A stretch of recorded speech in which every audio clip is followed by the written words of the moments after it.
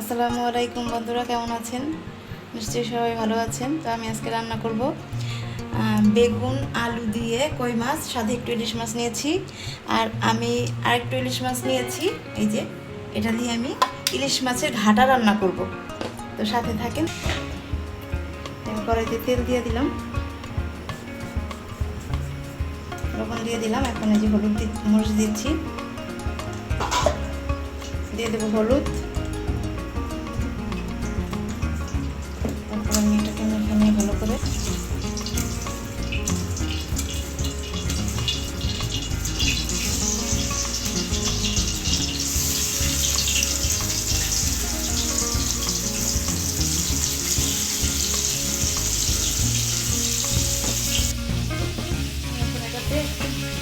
আমি এখন এই কড়াইতে ইলিশ মাছের ঘাটা রান্না করব।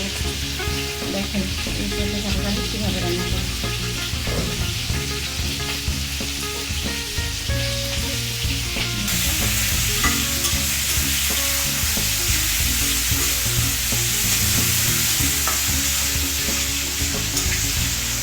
পেঁয়াজটা ভাজা ভাজা হয়ে গেছে, এখন আমি পানি দিয়ে দেবো। পানি দেওয়ার পরে হলুদ দিলাম, লবণটা আমি আগে দিয়ে দিয়েছি,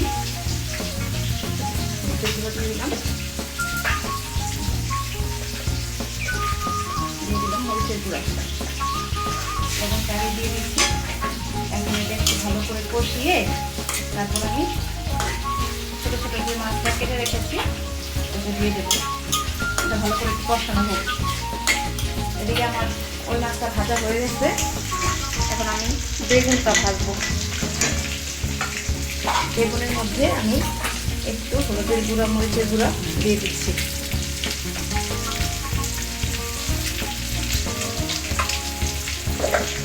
লবণ দিয়ে দিচ্ছি।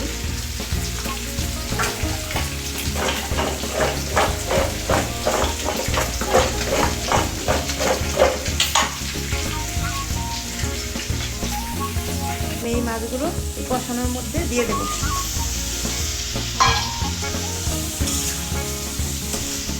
তারপরে একটু লেবু পাতা দিয়ে দেবো। লেবু পাতা দিলেই এটা ঘাটা হবে। লেবু পাতার গ্রানটা এটার মধ্যে থেকে আসবে, খুব ভালো লাগবে। এটা খেতে অনেক মজা।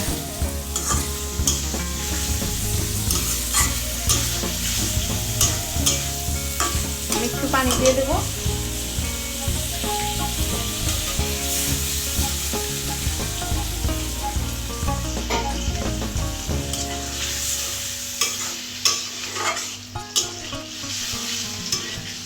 ঢেকে দেবো এখন।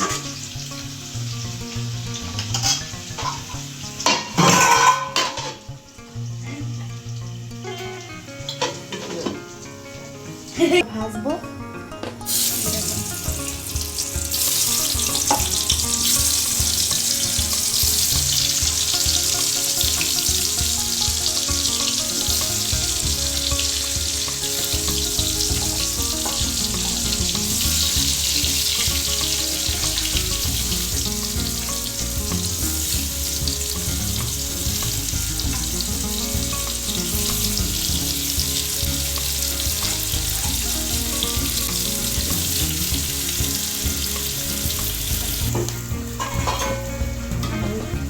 ঘাটাটা এটা কিন্তু ঝোল থাকবে না, একেবারে শুকিয়ে ফেলবো।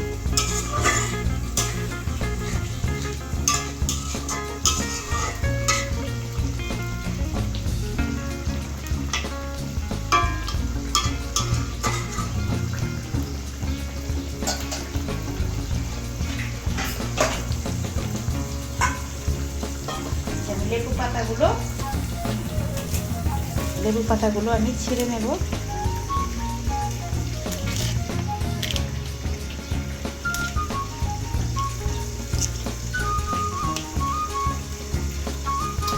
ধুয়ে নিই।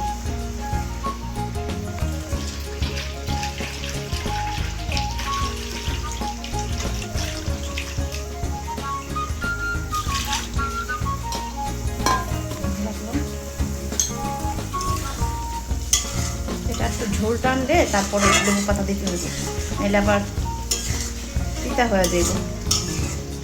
খাওয়ার আগে আগে দিতে হয় লেবু পাতাটা। নিশ্চয়ই অনেকে জানেন এই ঘাটা রান্না করতে।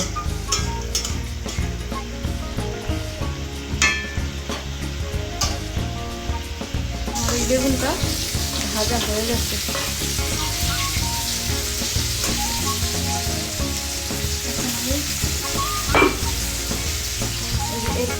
এইটা একটু দেখেন আমি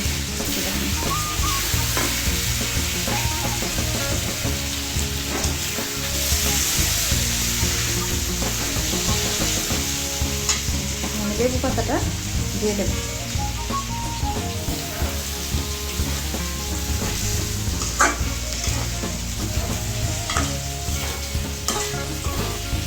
খুব সুন্দর গ্রান বের হয়েছে।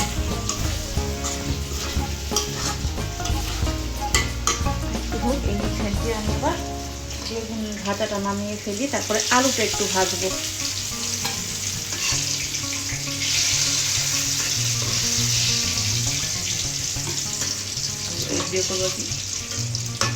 রান্না করুন, আমি আলুটা একটু ভেজে নেব।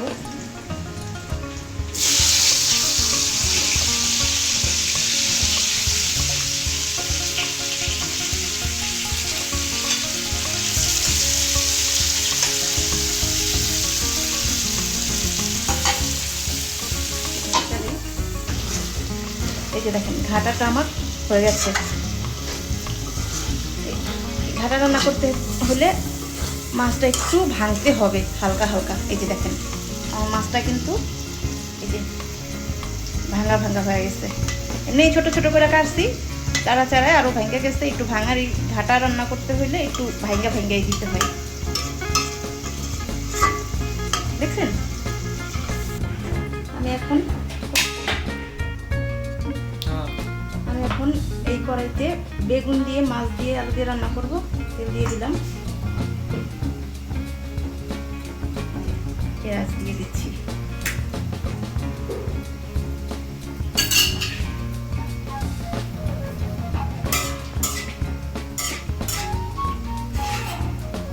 জি আমি একটু তরকারিটা সরাই দিতেছি। হলুদের গুঁড়ো দিয়ে দিলাম, মরিচের গুঁড়োটা দিয়ে দেবো,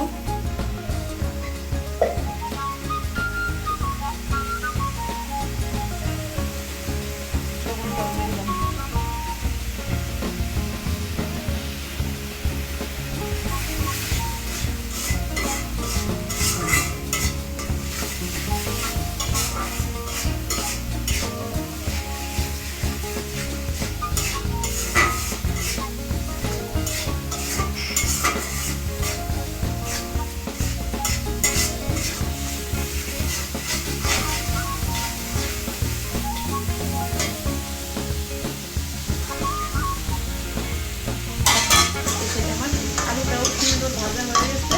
আর এই দেখুন বেগুনটাও আমার সুন্দর ভাজা হয়ে গেছে। মরিচটা কষানো হলে তারপরে আলু বেগুন দিয়ে দেবো, মাছও দিয়ে দেবো।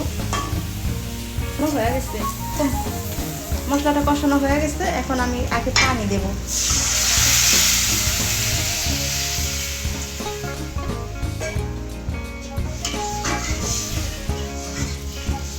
কারণ আমার সব কিছু তো ভাজা, এই জন্য স্টার কষাবো না। আমি এই পানিটা যখন উঠবো তখন আমি আলু বেগুন এটা দিয়ে মাছ দিয়ে দেবো। মাছ দেওয়ার পরে আমি একটু ধনিয়া পাতা দিয়ে দেবো। এটা একটু হোক, আমার এটা এই যে ধনিয়া পাতা কুচিটা এটা দিয়ে দেবো,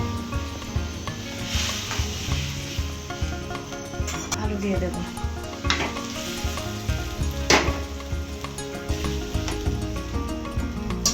বেগুনটাও আমি এখন দিয়ে দেবো।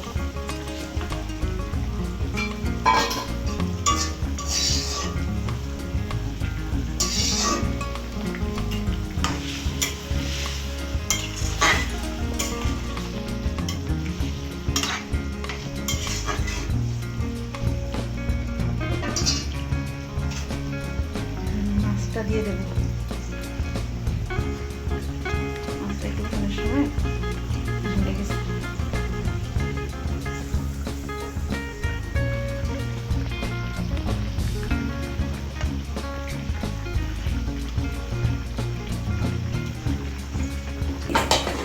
যে যতটুকু বাকি আছে এমনি সেদ্ধ হয়ে গেছে ভাজার চটি।